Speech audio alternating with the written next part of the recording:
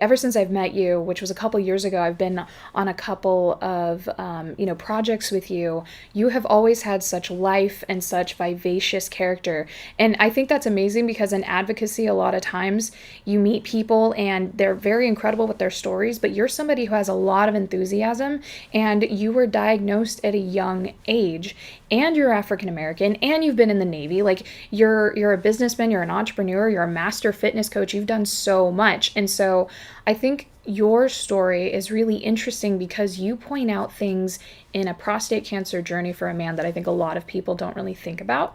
And so, just to kind of do an overview really quick, can you talk about being diagnosed on your birthday and in 2013 what that was like and that whole process for you? Yeah, and thank you for the opportunity to be on you guys there. I think we've been kind of circling around each other the last 2 or 3 years. Not actually had a chance to meet in person and do this, but I'm watching what you guys do over at PCRI. So congratulations and continued success with that. For me, the diagnosis came as a result of a physical, and the physical was just a general, it was a general practitioner physical. Um, but I had somebody really close to me say, "Hey, you need to get a doctor, a real doctor." Was her was her joke. I had a guy who was a buddy, who was a DO, and I'd go in and do an annual physical, and I started doing it when I was 18. As a part of the reason I did that was I didn't really know my father's history, their health history very much on his side. I knew a little bit of my mom's family's history, but not a ton as far as being, a black adult over 40. And so I started looking at, what I need to do. And so as a fitness trainer, as you said, as you mentioned, I was like, okay, you know what? I'm going to make sure every year on my birthday, I have an annual physical, no matter what. Even if nothing's wrong, I'm just going to do that. Now, the men in my family, did not do that. And if they did, they never told us. So I never knew they went to the doctors or anything like that. These are my uncles and everything that I looked up to as a young kid. I go in for the physical and I'm having this conversation with my doc and Dr. Rex was great. And he had a sports medicine background as well as being a primary care physician, but also an internist. And so we were wrapping up the session, and I remember this vividly because I said, "Hey, I know we pretty much just about got just about everything done here. What else should I do?" And he just kind of looked at me with like this, crazy look. He's like, "You don't need to do anything. You're healthy. You're strong. You're whatever." And at that time, I had three kids under 12 years old. Their mom was running, a full executive career. I'm running my business. We're getting after it. We're raising three kids. We're all the craziness that comes with building a family and life and all of that. We were doing all that. And that was another reason why I wanted to make sure I was good because, things get missed when you're so busy. And their mom is in healthcare in the healthcare industry as well. So I realized, it's really important that you do these checks, right? Whatever those checks might be. And as you well know, as a woman yourself, for women over 40, right at 40, I think it is, between 35 and 40, 30, go get your mammogram, right? Do that. Now, again, I'm only bringing this up because I didn't know anything about this cancer until I knew about it, right? Not a word. No one ever said, no guys walked up to me, "Hey, I'm having prostate issues, and it might be cancerous." Nothing like that in my entire life. And I worked with a lot of my clients as a trainer. They never really talked about any of their health history, health concerns, other than like knees, backs, things like that. On occasion, I'd have some clients that had gone through some sort of small cancers, mostly melanoma. Ran into a lot of that, being in the market I was in. But when I found out, literally, it was a phone call after I'd done what was called an initial test, which was a DRE. The doc calls me back, says, "Hey, I think I found some polyps, through this DRE. And if anybody doesn't know what that is, basically a digital rectal exam. That's how they used to do it. I think almost 11 years ago now. Mm. So that was number one. My doctor's never called me. So number two, okay, now I got this phone call. Now I'm a little nervous, but he didn't say anything about cancer yet. So I go back in and we do he orders a biopsy. I'm going to order a biopsy for you. And that didn't sound good from the minute he said that because I remember in sports medicine education, biopsies were to test muscle. So it's going to be a tissue test. Fine. Okay. Let's do it. Ordered it. Go on. We do the tissue test. They take the samples. I think it was a total of 15. And about 72 hours later, I get a phone call. "Hey, listen, we don't like what we saw with the tissue sample. We think this tissue is cancerous. We want to take these steps." I was like, whoa, wait, what? right? And that's kind of how it happened. And literally it was the week of my birthday, in April, of 2013. And I just, was turning 45, and I was going to have this, kind of monumental celebration with the family and hang out with a couple of my buds, play some golf. It's something I do every year on my birthday was golf. So I had to cancel that stuff. And I had to start looking at the fact that I may have something, some level of cancer, in my prostate. And again, I knew nothing about what a prostate was or how it worked or any of those things. So that's kind of how it started. That entire process that you went through, first of all, let's just talk about the wisdom in getting checked since 18. That's really amazing, and I don't feel like something that happens, especially in the African American community. There's so many men who do not get checked at all until there are actual symptoms of prostate cancer because of the fact that there are maybe tumors growing in places that are causing them pain or other issues that they're having. So that is tremendous wisdom. Do you feel like you had that? Where did you get that from? My parents got divorced when I was young. I actually another numbers thing. I was actually 13, I think, when their divorce was final. There was this mandate, if I remember correctly, we had to have an annual physical every year, before we went to the next school year, as part of the agreement between the two parties, whatever that meant. Don't ask me why I remember that. I just know that it was something I had to do. I remember the nurse and why we had to go, and the whole thing was this whole thing, right? I just, again, I had uncles that served in the military who all had to do these annual physicals every year, in order to, make rank or whatever. And so I just got into it. I was always athletic. I was in track and field. I played basketball. Annual physicals were just a part of my every year life. And I just, especially as a trainer, teaching people how to take care of themselves and educating them on, the best ways to go about doing that. I said, at any rate, you need to know your baseline.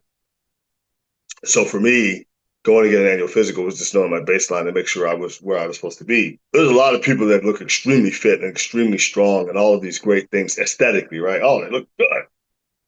They don't feel good. The year before, I got diagnosed, I felt like something was off.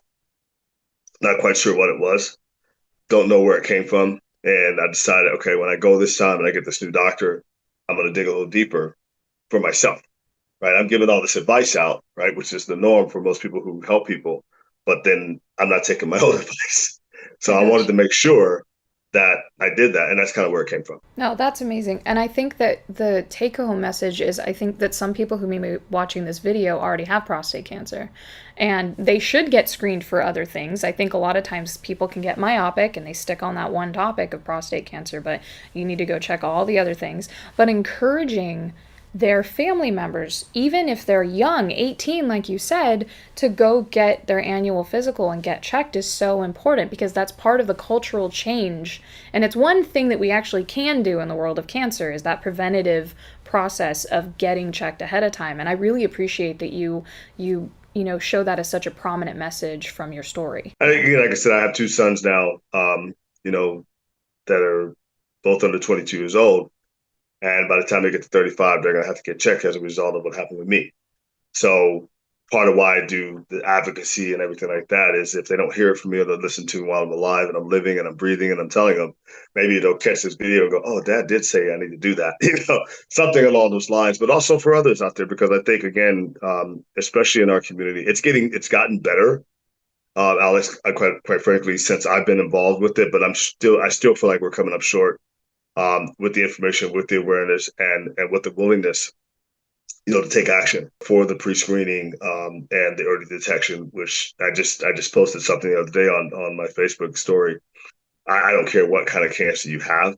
I had a friend of mine reach out to me not too long ago, and she was just diagnosed early stage breast cancer, and they're just trying to figure all that out. And this is October's breast cancer awareness month, so I'm like, okay. So I did a post for both. I did a post for men, and then I did a post for women. And for Mm-hmm. years, and I didn't share this with you in our pre talk, I did a lot of stuff to support breast cancer because I was in the fitness industry, and everything in fitness, by the way, for the probably the first 20 something years of my career was always focused on breast cancer. If I go back and look at it, like there was nothing, no, nothing. I mean, nothing on melanoma, nothing on anything. Like it was great. And I was like, I used to do 5Ks. I used to do all this great stuff, and I'm not saying not a bad thing, just I did that, to help raise money. I would do events, and I mean, I got a mother, I got two sisters. I mean, and a mother of my children. I mean, I've got, you know what I mean? So I'm around women all the time. So that's what I would support. And there was never anything that I recall in those days that I did to support men in their health at all. No, I get that because women come up to me and they're like, well, why aren't you doing more in breast cancer since you are a woman? And I'm like, I totally understand that. But there is such a dominance in the awareness market for when it comes to breast cancer that men are not speaking up for themselves. And it's our job as caregivers and as women to go ahead and stand up for those men and give them a voice if they don't want to use it. And we can Yeah. get women, us women, we want to get something done. We're like, yeah, you go to the doctor, and that's a good thing. That's part of Yeah. the Now process. you So poke, you prod, you needle, you're like, hey, I didn't know that. And, and the I guys are like like, you. I I want ain't to keep talking you about that. around. And the guys are like, I ain't talking about that. I don't want to deal with that. I don't Yeah. want to address that. Or again, operating from fear, Hmm. I'm concerned about those things too. So they do nothing. That's unfortunate because a lot of the guys that I've talked to that I advocate with and reach out to me, on a, weekly to monthly basis, they find out in some cases, not necessarily too late, but they don't have enough information, and then they're kind of stuck, right? In this, they're frozen in this pattern. Like, what do I do? And then also depends on the type of support system they have. Right. And a lot of men, unfortunately, and in the beginning, I will say to you that I felt supported, but I don't think that people knew how to give me the right type of support. You're a man who is into fitness. You are a trainer. You know this in and out. You even got checked regularly. So you're like the prototype for what we would want any man to go do. Like take care of yourself, work out, eat right, get checked. But you needed specific support.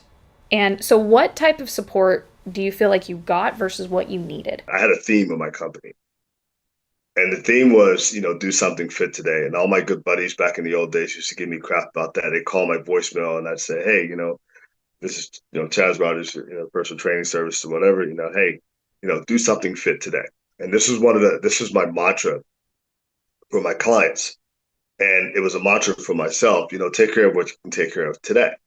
Yesterday is already the past. Tomorrow is not promised. So what are you going to do about things today? And that's kind of how I've literally lived every day, especially since my diagnosis. Okay, what can I find out today?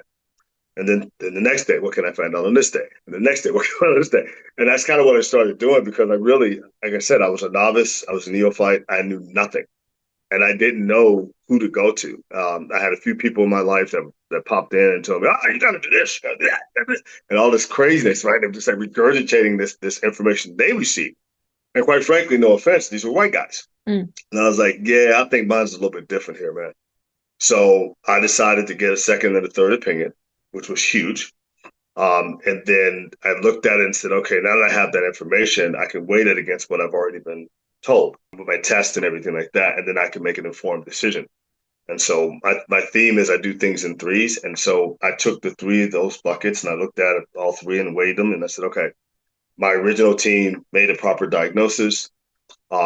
And I kind of started moving forward with that. So that was huge. And I think the support that I would have loved to have had was a resource like that from the beginning.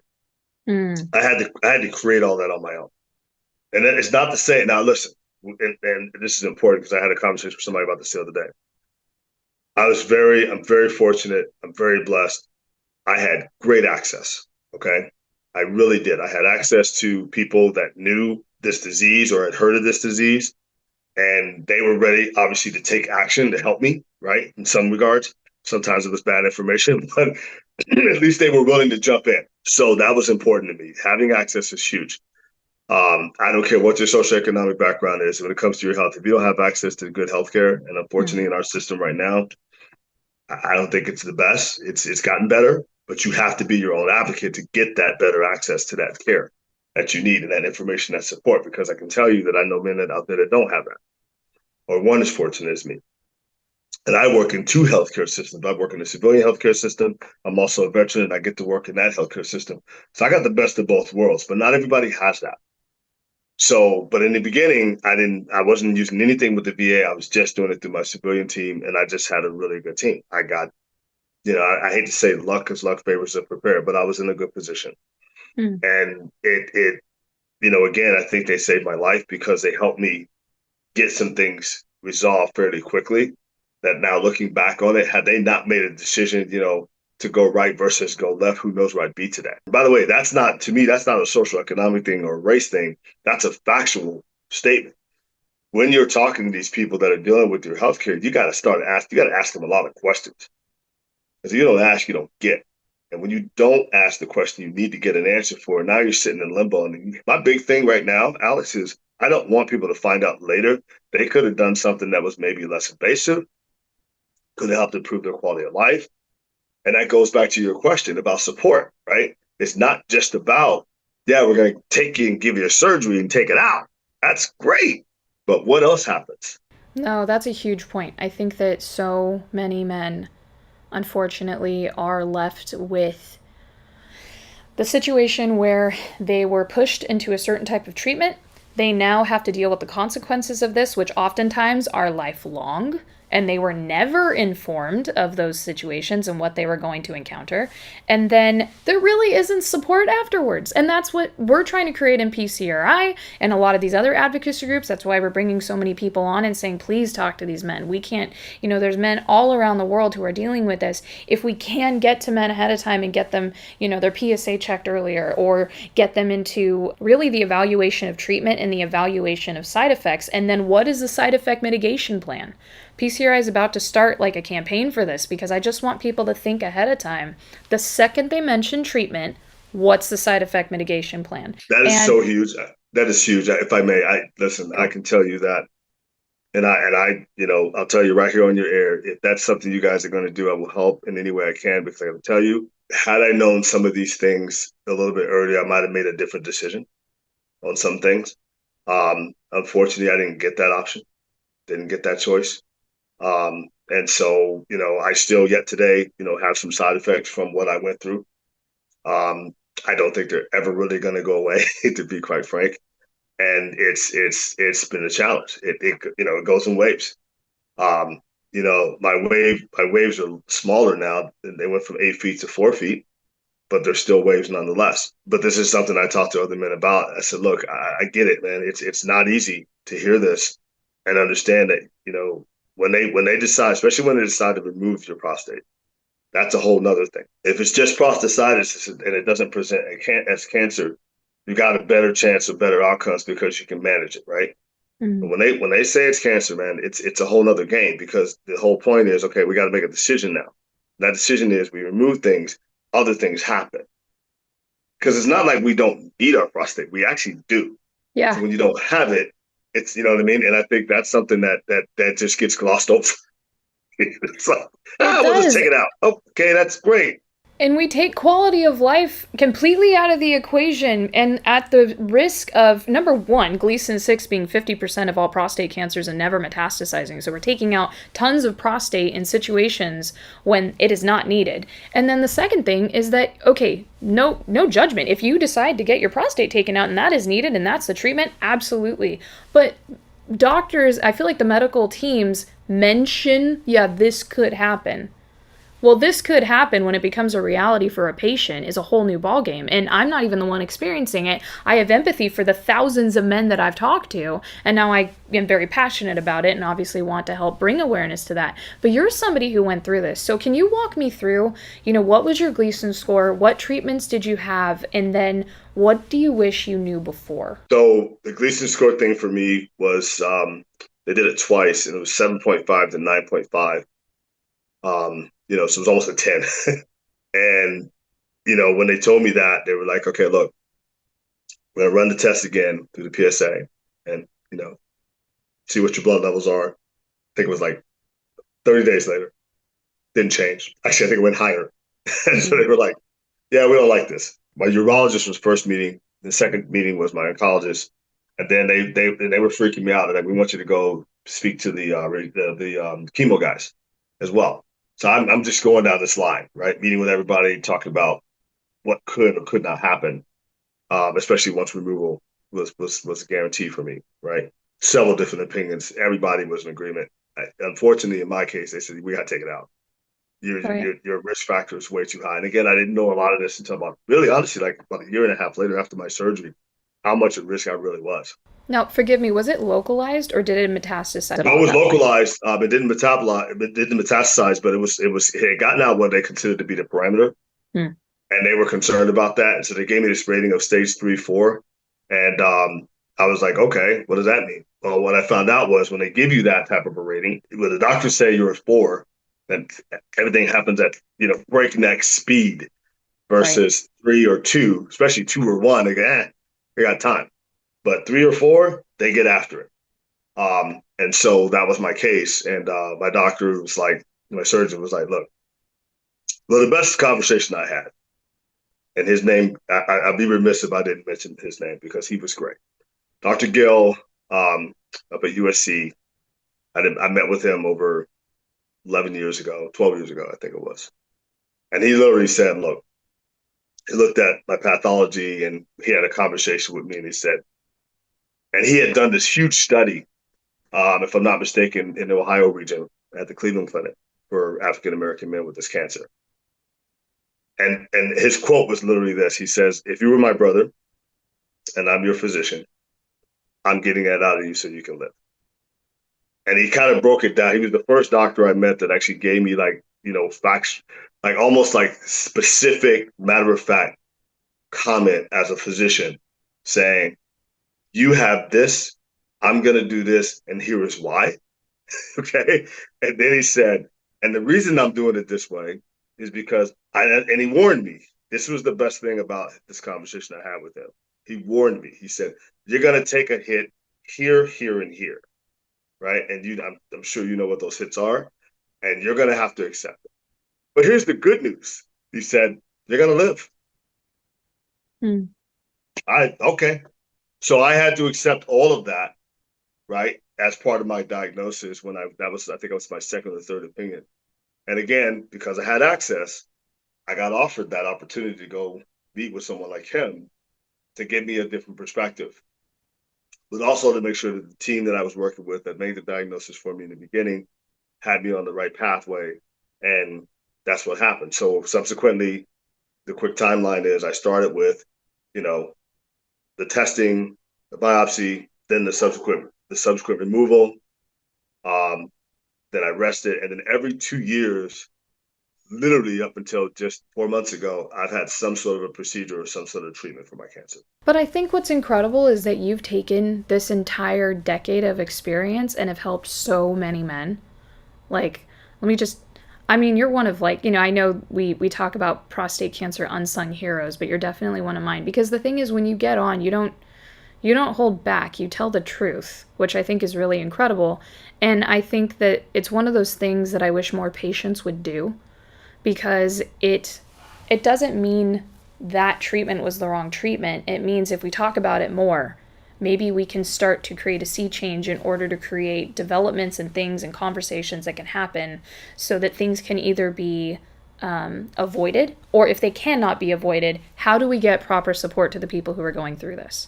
I truly believe this. I think it goes back to what I've said sometimes in some of the posts I've made, either on Instagram or on Facebook when I do it. It's simply this: look, awareness can change your track. It's just like in business, right? If you're in a business meeting with the wrong people, then you're getting the wrong information. You can't execute your business plan, Mm-hmm. right? You just can't. I say the same thing about treatment. If you're in the wrong room with the wrong people, you can't execute a treatment plan. That will change your quality of life almost immediately. So you have to be, and I know to your point, I know some of these patients, people that are listening to this, what they have to understand is at the end of the day, the patient is the one that has to be their own best advocate, not the wife, not the mother, not your dad, not your best boy, the patient, you. And if you can't do that for yourself, you're gonna struggle with this. This is something I've learned for myself even. I had to be willing to ask questions, dig in, and learn. I had to get educated because at the end of the day, it's my body that's going through this, right? All the support in the world is awesome, and all the love and prayers is great. But if you as a patient cannot get yourself to the point to what you just said, when even though you don't have to talk, you don't want to talk about it, man. Fine, don't talk about it. That's fine. You don't want to talk to anybody, but you got to talk to yourself about anything that you're going through or about to go through in that process, right? And so that's a huge piece of it, and that's something that I'm working on. You know, when I talk to people about when they get first diagnosed and the journey, and even some of the guys that I know that have been going through it still, you gotta be aware of who you are now because you're different. Got to be aware of that. There's some people that will never ever. There will be people walking right next to you who you know who could be suffering from this disease, and you will never know because they will not share and they will not talk and they will not advocate. There's just some people are not cut out for that. I know I'm different. I think part of the reason I'm different is because I've been in fitness and I've been helping people with fitness and health all of my career. And I was a sales and marketing person. I had to do that when I was building my business, and I think it just came naturally to me. And I think that's why I've been able to do this. No, knowledge is power. And it's even power to either make a decision or not make a decision, or even just hold the fact. One of the things that we've been talking about in some of these interviews with patients, and it comes up almost in every interview, is that men don't validate what they're going through. They don't validate the emotions. They don't validate the pain. They don't validate the fact that they're different and their body works different in very intimate ways. That is a huge conversation. And You are because they you don't are talk you are about it, nailing it, absolutely nailing it.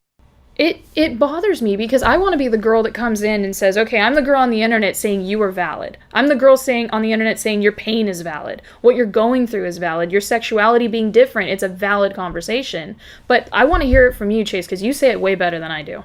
I saw something the other day. There's a young lady, and forgive me for her name. I don't know if you've seen her. She's on Instagram, and she does this black man affirmation. I don't know if you've seen this. I've seen a couple, yeah.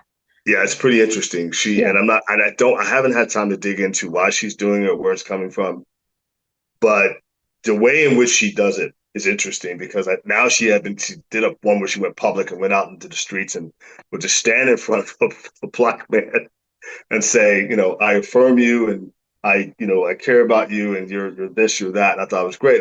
That's awesome, right? In my case with the cancer, and the changes in life, because everything changes.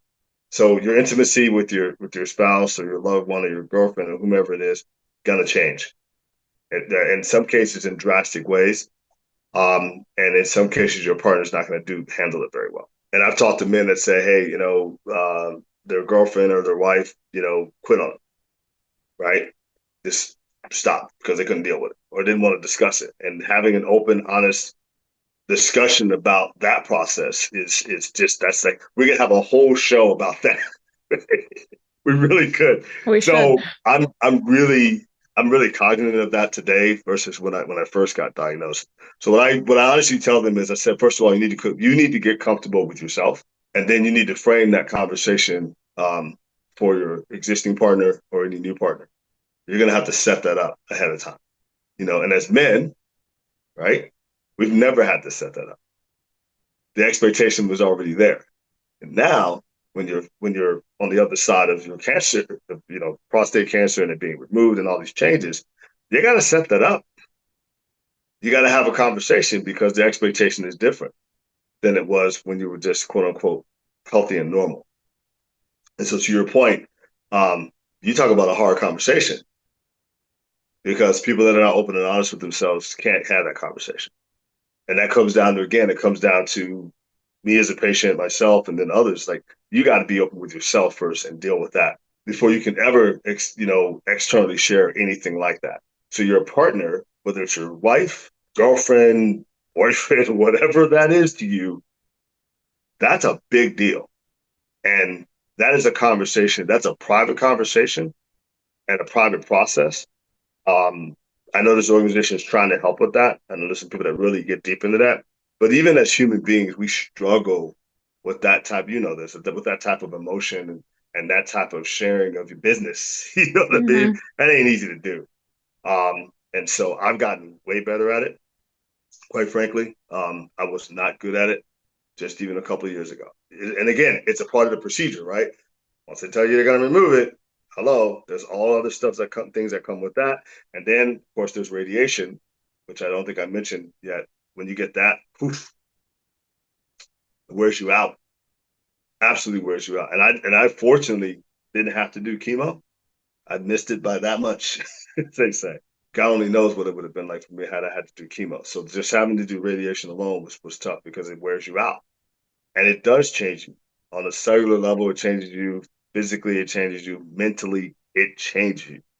And now, and I was fortunate, Alex, being a fitness person. Someone asked me not too long ago about that. How the heck did you get through that? I said, I've always in my mind tried to stay close to my fitness. Now I knew I wasn't going to be what I was. Okay, I knew that, but I just tried.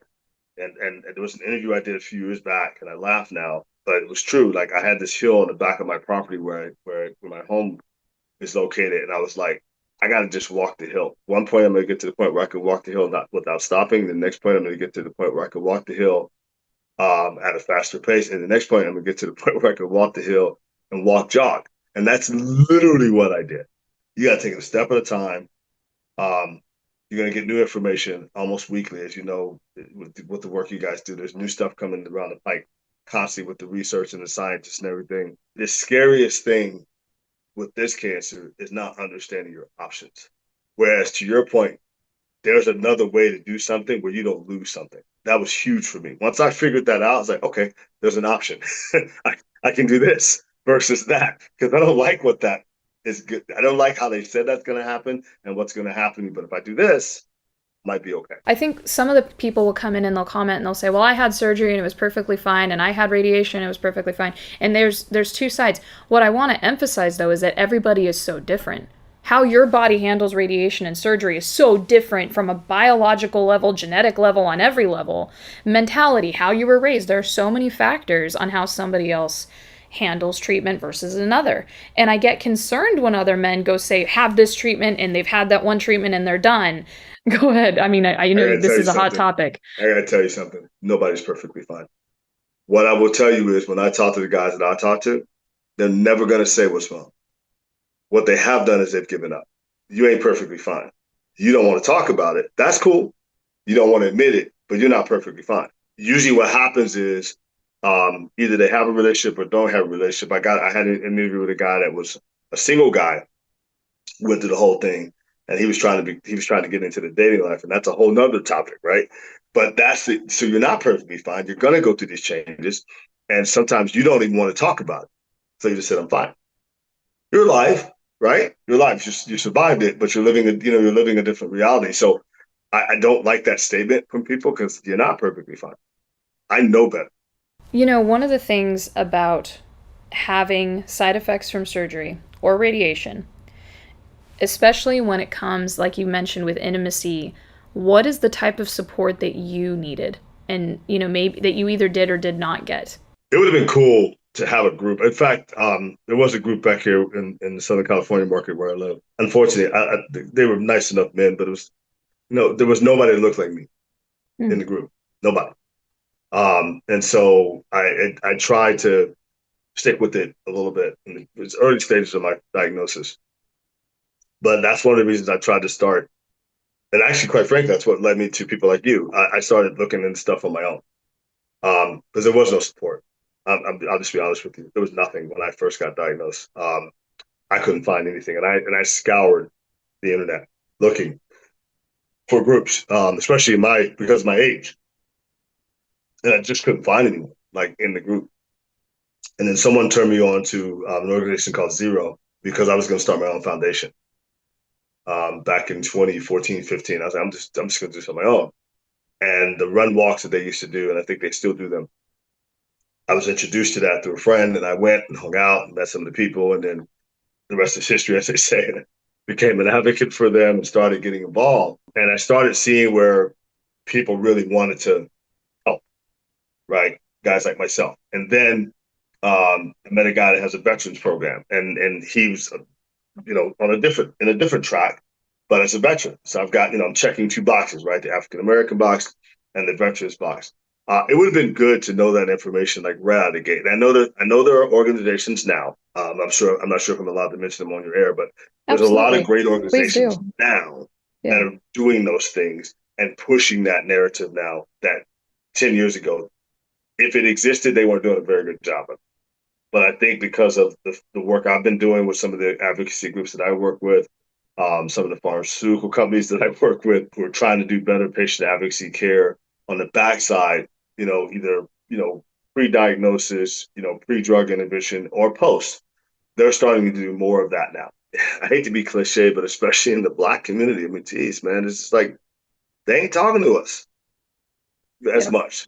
They're getting better. Some of the professional sports leagues are starting to put little vignettes out there about, get checked, and all this kind of stuff. But it doesn't really dive into detail. So again, it goes back to the patient or the person diagnosed.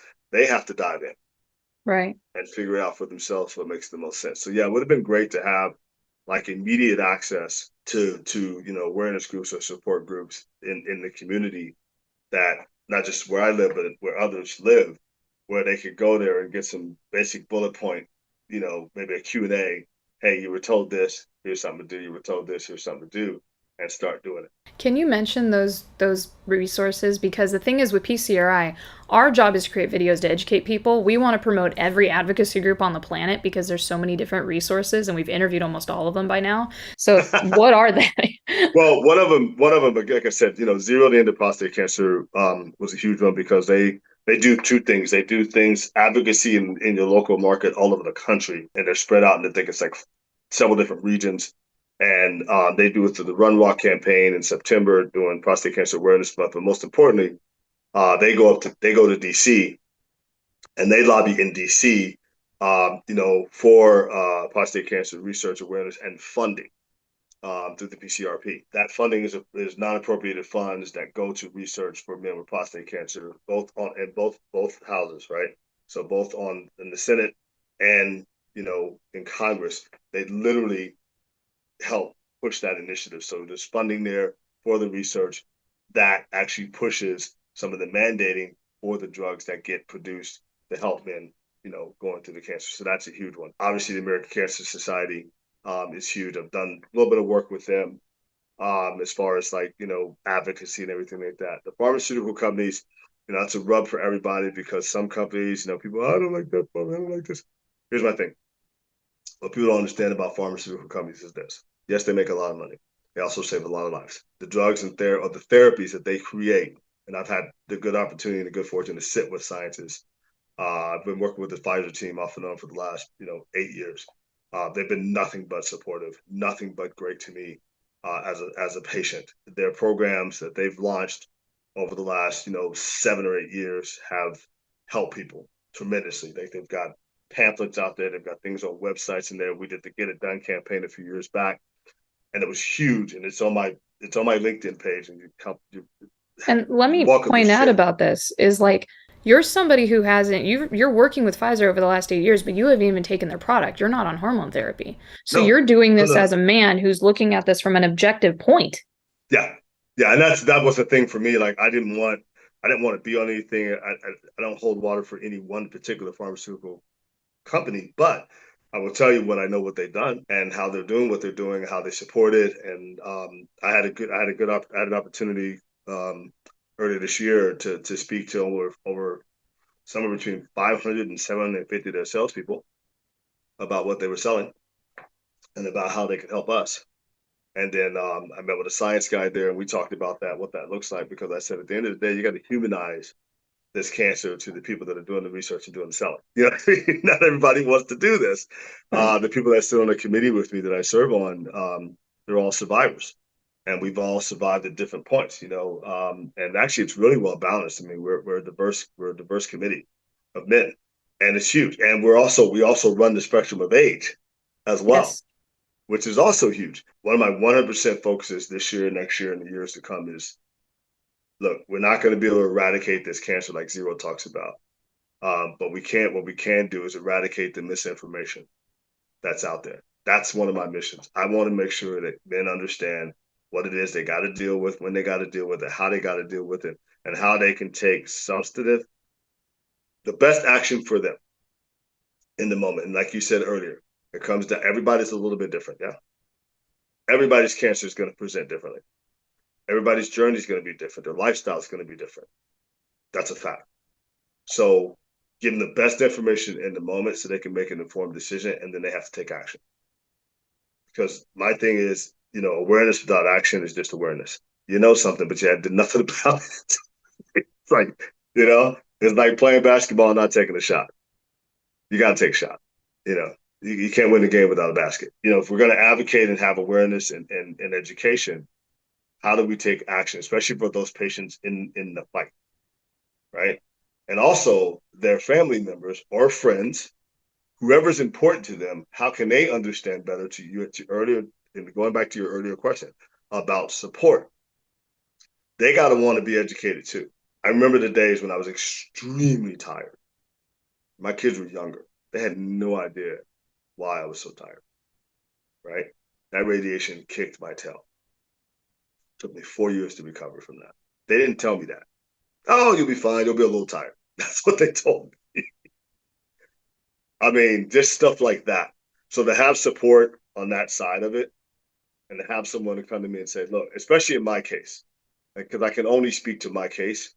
My case was because I was so young and I was so active and I was so high level. I mean, my team was constantly on my case. Dude, you need to slow down. No, I don't want to slow down. I can't. Yes, you can. No, I can't. Until I was forced to. Honestly, we have so much to cover. And so if you could come back to our channel multiple times, I have a billion questions. I feel like you and I can run the gamut of conversation topics when it comes to prostate cancer. But thank you so much for this first interview of many, and I really appreciate your time. I've always been very impressed with you, and I'm very grateful that you came here today. Thanks, Alex. I appreciate it. Thank you.